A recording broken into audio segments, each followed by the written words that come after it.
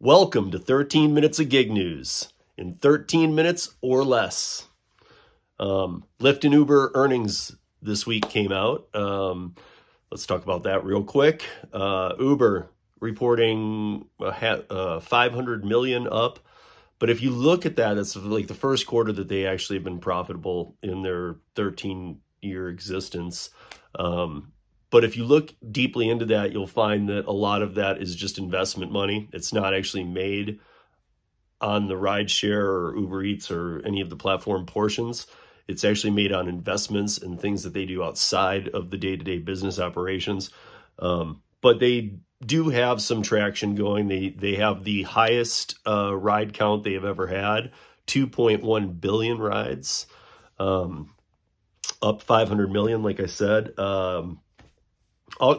It's good news across the board for Uber, even though I don't think it's quite the profitable quarter that they are making it appear to be.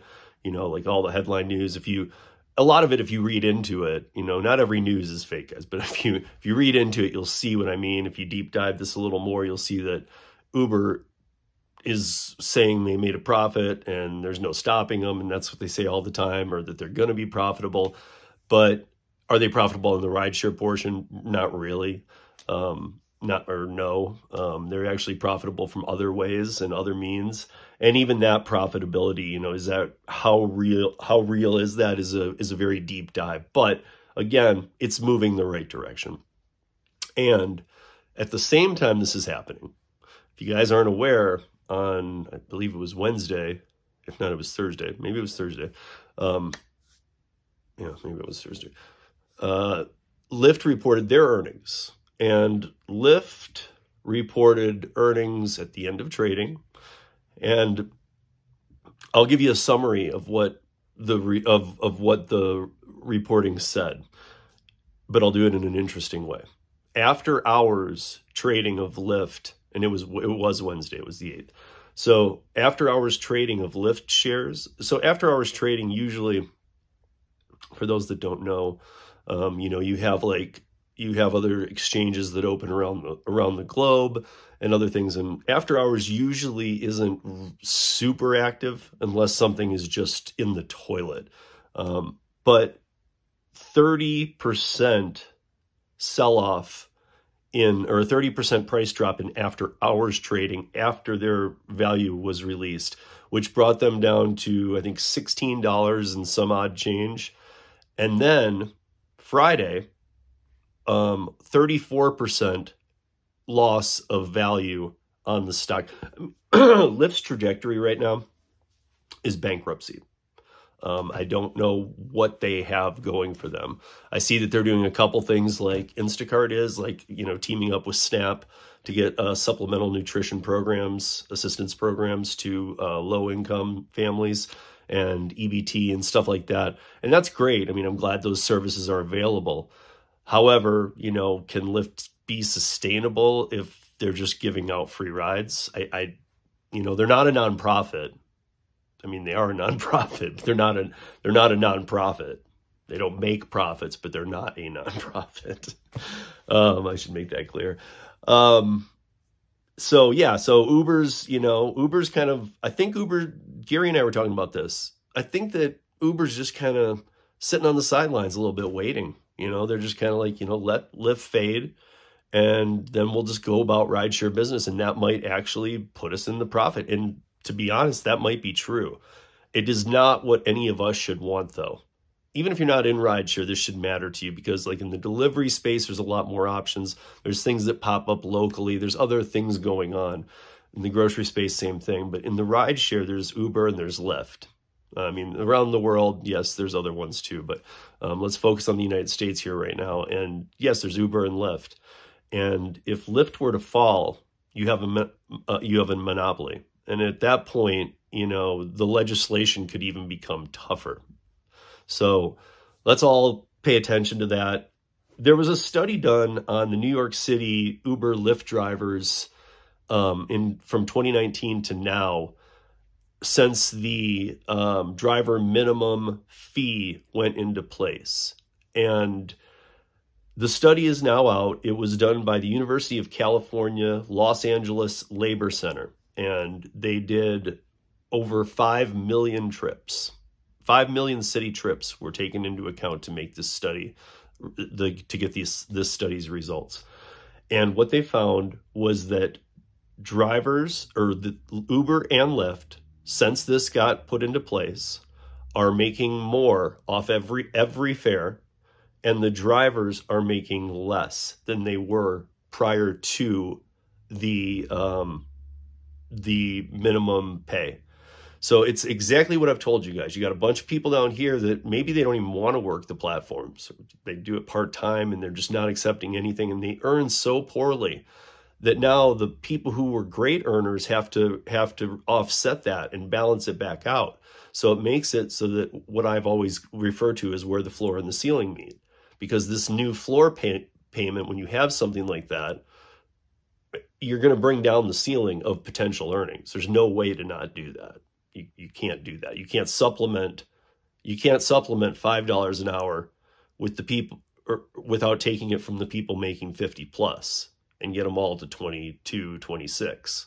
If that didn't make sense, please feel free to comment in the comments. I would love to always talk about any of this further. And speaking of ridesharerodeo.com, that is where I get all my news. That is where all the news is posted.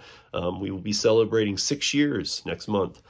But yeah, Steve at Rideshare Rodeo, always feel free to reach out to me, but always leave in the comments too. So I want to talk to you guys real quick about the DOL. So the Department of Labor is putting into place in May the new criteria for employees. What does that mean? We're going to find out a lot of not good stuff, but there's a lot of good fighting going on too. So we're not down and out at all. But here's a DOL. This is an example that the DOL gave, and I want to see if anybody catches on to, in this example, what is a bigger piece of the pie with the current administration. Again, I'm not talking politics here. I want to see if anybody catches to the biggest problem of this specific example. There's a few examples out there by the DOL. All of them are horrible. But here's one from the DOL. So they're giving an example of why independent contractorship won't work and why you need to be an employee. This is based on farming, okay? So a large tomato farm, okay? A large tomato farm pays workers to pick tomatoes, right? So because the farmers are a necessary part or an integral part of the tomato farming, they can't be independent contractors. They must be employees. So did you catch that? So independent contractors who go and farm for certain amounts of time and get paid by the farm owners, and farms are struggling already. But so everybody who works on a farm who's an independent contractor now has to be an employee. Now there's a much bigger picture that even goes beyond this. And if anybody gets it, I will be, we will have a good conversation. So leave any comments you got on this in the show notes, because that is a horrible example. It's actually a great example of the damage that will be done in this country, but it's a horrible example for the DOL to be using. For those that missed it, Mike Hruby and I had a great talk yesterday, and which was Friday, February 10th. I would recommend you guys go back and listen to that piece. We discussed the Department of Labor, New Jobs America, Be My Own Boss legislation that he has going. And we talked about a lot of positive changes for the gig economy coming this year too. Mostly positive that we talked about. Now there's some negatives like I'm talking about. The DOL is still pushing, but people are leaving, things are happening. A lot of hectic craziness is going on, and it's all being sorted out. The House being Republican-led now, and again, not talking my politics, I'm just talking facts. The House being Republican-led now is going to shoot down a lot of things immediately. Does that end the fight? Hell no. Hell no. But it's a good battle. We were talking about yesterday, you have to have a good mix of Democrats and Republicans. And as a true independent contractor and independent voter, registered independent voter, I got to tell you guys, that's always the case. You got to find some people on the left you can dig, and you got to find some on the right. You can't just be on one side or the other, because that's the kind of dismantling, and that's how the country wants it to be. That's how the government plays this. You've got to be one side or the other. I don't think that at all. I think you got to find the traits of both sides, try and balance them out to the best to help the system. And try and avoid as much government regulation as you can, because we all know there's no question in this involved. But we all know if you put government regulation in, all that means to us is higher taxes, lower pay, and all kinds of BS. So that's just a fact. And the last thing I want to mention, Instacart, or as I call it now, Kroger. So if you guys are familiar with the grocery chain Kroger, they're in most states, even if they're under other names. Like here in Colorado, it's Kroger owns King Soopers and City Market. In the Midwest, a lot of Kroger's exists. But you can go to the Kroger.com website and you can look up and see if any of the grocery stores you shop at maybe are Kroger owned. I guess you'd probably know, like if you go look in the milk section, do you have some Kroger products and stuff too? Those are the kind of things that you can kind of tell. But yeah, go to Kroger and take a look. But Kroger is actually pushing out Instacart here in Colorado. They're kind of done with them. They've got their own delivery service. There's like year programs being offered like Walmart does. And there's two different versions of it, $59 or $99. Or you can get just simple one-time $7.99 same day delivery to your house, paying the store prices from the store you shop at, not the inflated Instacart prices, 10 to 30% on each item. That is what Instacart charges on their platform, plus service fee, plus processing fee, plus delivery, plus this, that, the other. Kroger's making it so you're going to get all the in-store prices. You can use your digital coupons. You can use your card. You can use your number, and it would be the same total that it would if you went to the store yourself. And then they're just going to only add on $7.99 to deliver it to you. That should come out to, I mean, on a $100 grocery order, it should come out to a savings of about $50 using Kroger itself as opposed to using Instacart.